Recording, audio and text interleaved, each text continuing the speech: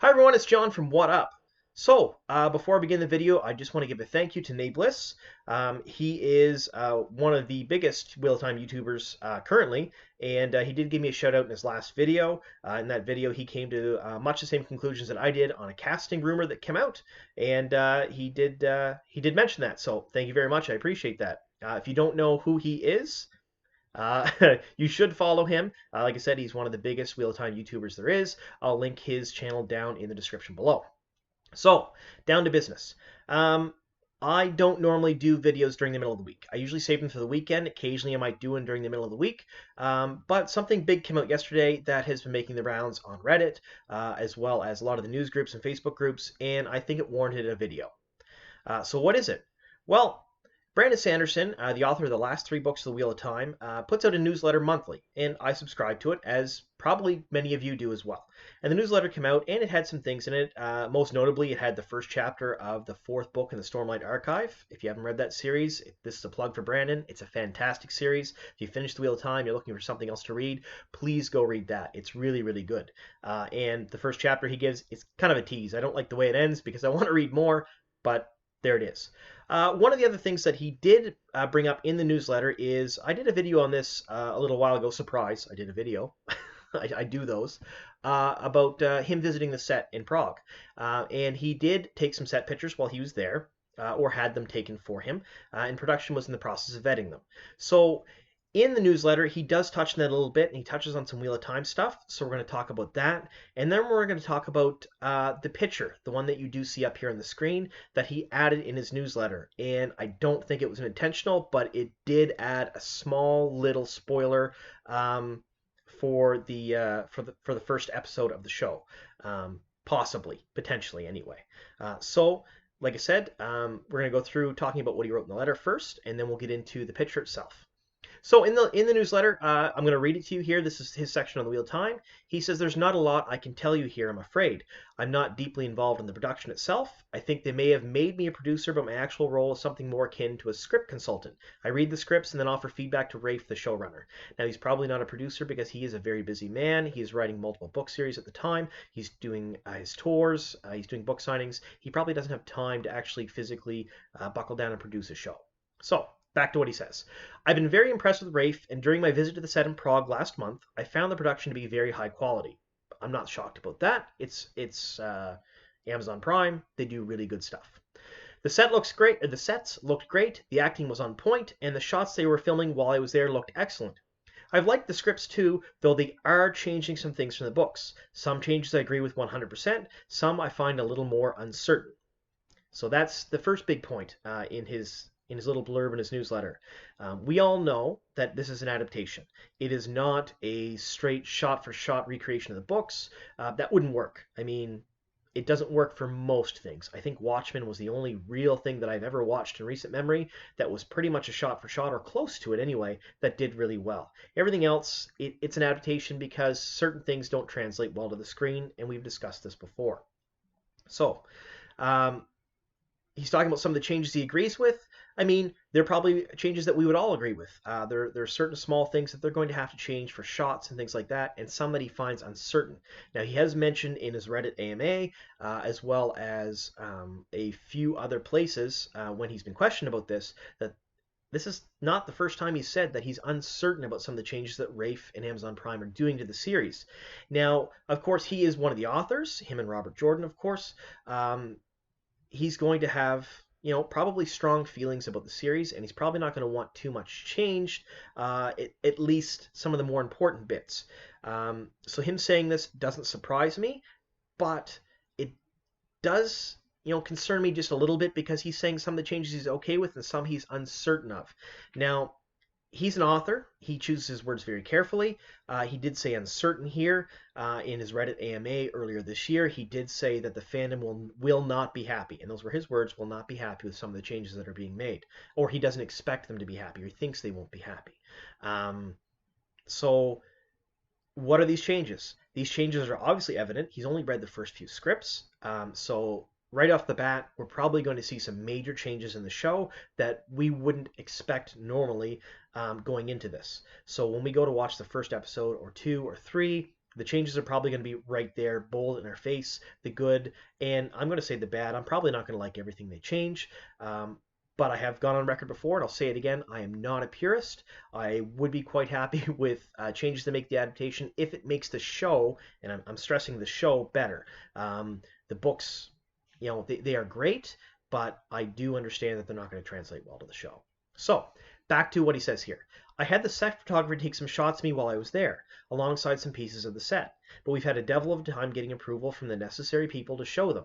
My assistant is still working on those, so if you have them by some miracle, by the time this goes out, he'll post links in here. Otherwise, we'll get them to you as soon as we can.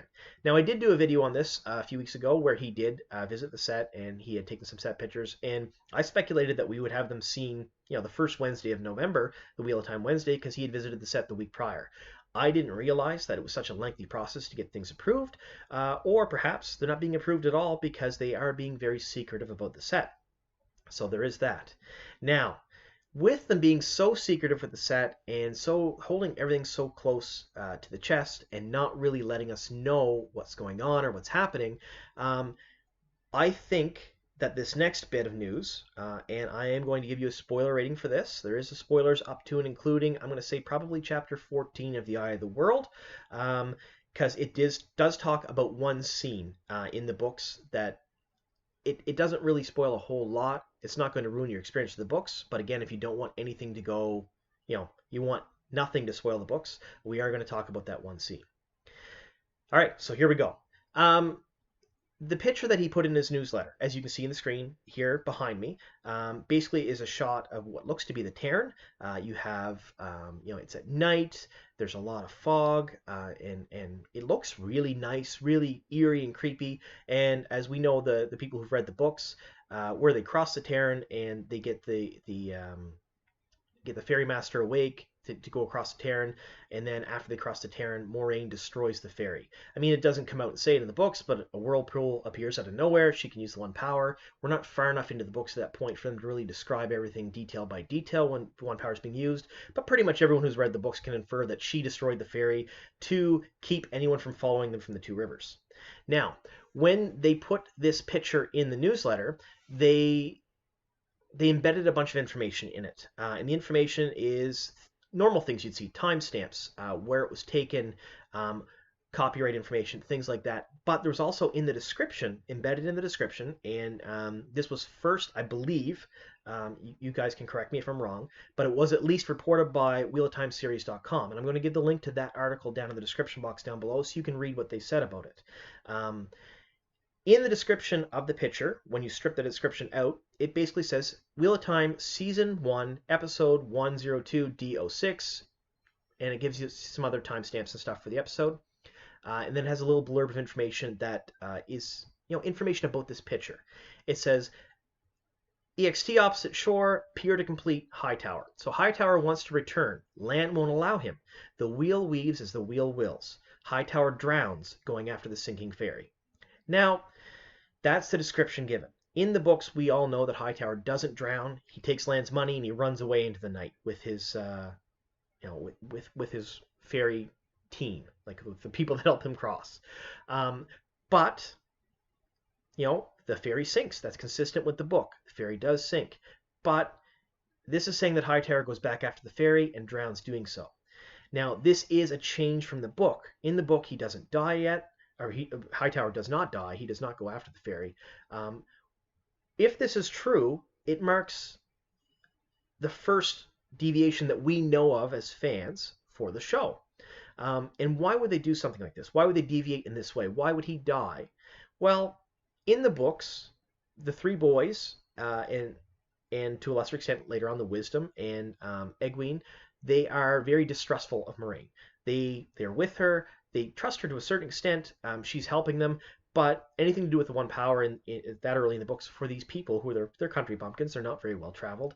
They're scared of it, and they're worried that maybe she doesn't have their best interests at heart. I think if they did this in the show, and they changed the scene so that Hightower does die, going after the ferry, the boys will attribute that death to Moraine, and it may cause more tension between them and Moraine and them and Lan, and it may make for a little bit more interesting interactions on screen over the next few shots or episodes or even just that episode itself.